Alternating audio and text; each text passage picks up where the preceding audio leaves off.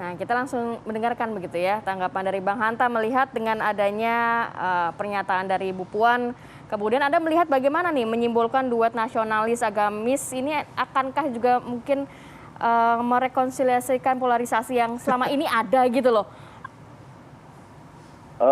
Mungkin saja ada potensi ya. Pertama, pasangan ini kalau ditanya peluangnya tentu terbuka. Karena politik kita itu masih bergerak, dinamika politik masih bergerak dan berputar sangat dinamis menjelang 2024 nanti.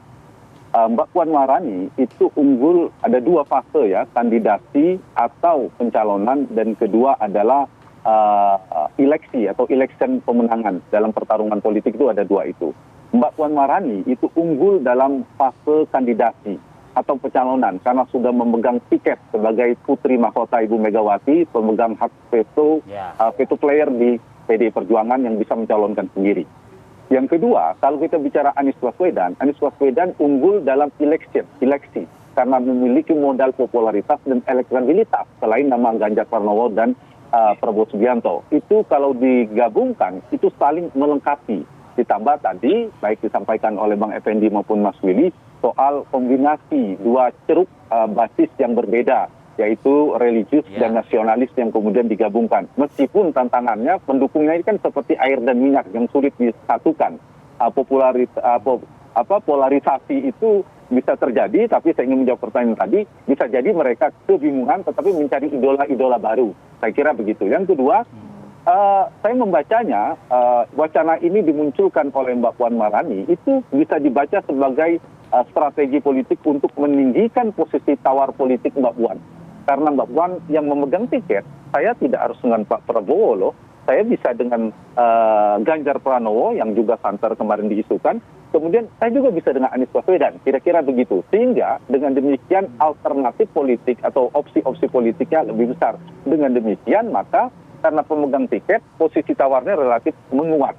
Tinggal kalau ini sekiranya seandainya pasangan ini terjadi, yang tentu peluangnya tidak kita di luar dugaan, nah yang sering disampaikan ide ini oleh Bang Effendi Simbolon.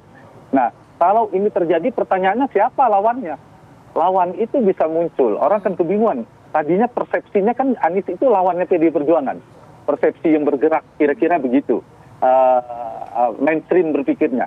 Tetapi pertanyaannya siapa lawannya? Saya membacanya dari dua kingmaker, potensi kingmaker. Yang satu, kalau Pak Jokowi berpisah dengan PDI Perjuangan. Kalau Pak Jokowi berpisah dengan PDI Perjuangan, Jokowi sebagai presiden berpotensi menjadi kingmaker, mengumpulkan partai-partai seperti Golkar, PKB, dan PAN yang sekarang pro isu penundaan pemilu misalnya, itu mendukung nama. Misalnya ada Ganjar Pranowo dipasangkan Erick Thohir atau nama-nama lainnya yang dekat dengan Jokowi. Itu satu. Kalau yang kedua, itu potensi yang kedua menjadi kingmaker ada partai Mas Willy juga bisa. Kalau berpisah dengan Anies Baswedan. Tadi kan kalau Puan berpisah dengan Jokowi. Ini kalau Anies Baswedan berpisah dengan Surya Paloh. Bang Surya dan Pak SBY berpotensi sebagai kingmaker membentuk poros baru bersama Demokrat, PKS, dan Nasdem. Itu memunculkan pasangan baru.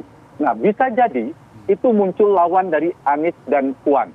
Tetapi bisa juga tiga. Kalau kita bicara tadi, Anies Puan, porosnya Jokowi atau porosnya SBY bersama Pak Surya Paloh. Semua punya tantangan. Tantangannya apa? Apakah mungkin Pak Surya Paloh dan Pak SBY bersatu menjadi kingmaker dalam koalisi yang sama? Itu banyak peluang-peluang. Sama juga, kalau misalnya bicara realistis, Nasdem kembali bersama PDIP juga tantangannya akan mendukung Anies dengan pasangan ini.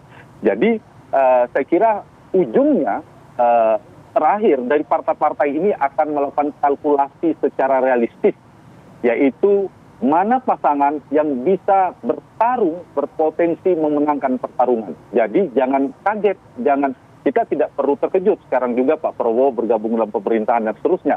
Besok juga tidak untuk kemungkinan itu terjadi ternyata misalnya ya dengan segala hormat kepada Gerindra, misalnya di politik, Pak Prabowo memilih menjadi kingmaker, mendukung Anies yang dulu didukung di DKI, kemudian Ibu Mega, Puan Maharani, terjadi ide Pak Effendi Simbolon terrealisasi misalnya. Ditambah tadi ada Pak SBY, bisa terjadi begitu ya? Sangat mungkin. Jadi saya tidak mengatakan peluang ini lemah, peluang ini kecil, peluangnya relatif sama semua. Gimana? Bisa mendongkrak juga nggak elektabilitas nantinya, Anda melihat? Ya, kalau Anies Baswedan, Mas Anies ini punya potensi elektabilitas ya. Ketika capresnya itu punya, kita sebut ada dinamika apakah Puan Anies, Anies Puan, tetapi potensi itu tetap ada. Dalam pertarungan politik itu kan jangan lupa siapa lawannya. Kalau lawannya sangat kuat atau lawannya tidak kuat itu juga berpengaruh. Jadi kalau ditanya peluang elektabilitasnya, dua figur ini punya potensi. Jadi ada 3 figur yang memiliki potensi elektabilitas cukup kuat, itu Anies Baswedan, Ganjar Pranowo, dan Prabowo Subianto. 2 nama baru yang paling menarik adalah Anies Baswedan dan Ganjar Pranowo. Tinggal PD Perjuangan, apakah akan misalnya posisinya Mbak Puan harus jadi capres atau cawapres, katakan kita realistis cawapres. Tinggal pilihannya adalah Bang Effendi memasangkan Puan dengan Pak Prabowo, atau dengan Ganjar dengan satu partai, atau Anies dengan spektrum ideologi yang berseberangan. Itu 3 opsi yang saya kira menarik. Kalau ditanya apakah berpeluang, sama, karena ketiga-tiganya punya elektabilitas. Dengan demikian, kalau dilakukan kemudian target tertinggi Bang Effendi Simbolon dan PD Perjuangan Mbak Puan misalnya berhasil bertarung mencapai cawapres, maka posisi Ketua Umum PD Perjuangan pun akan aman tetap kendalikan oleh Bung Karno, yaitu Mbak Puan Maharani ke depan. Karena itu penting ya, capres-cawapres di 2024 ini sangat menentukan juga dengan dinamika di struktur kekuasaan di PD Perjuangan. Saya kira lagi poin saya, pergerakan politik kita sangat dinamis. Gimana Mas Arief? Mas Hanta, sebelum jeda nih ya, singkat aja Mas Hanta. Kita menyebutnya Puan Anies atau Anies Puan? Kalau mau realistis, saya bicara realistis. Kita bukan inginan pencalonan kan Pak Effendi Simbolon ya. Realistis tentu Anies Puan Maharani. Oke. Kita jeda dulu Anies ya. Puan Maharani. Anies punya posisi elektabilitas, Puan punya Oke, kami tiket. akan kembali. Nanti Bang Effendi dan juga Mas Willy nanti akan mau gabung komentari atau ya. menyiapkan lawannya. Kami kembali saat lagi. Mari.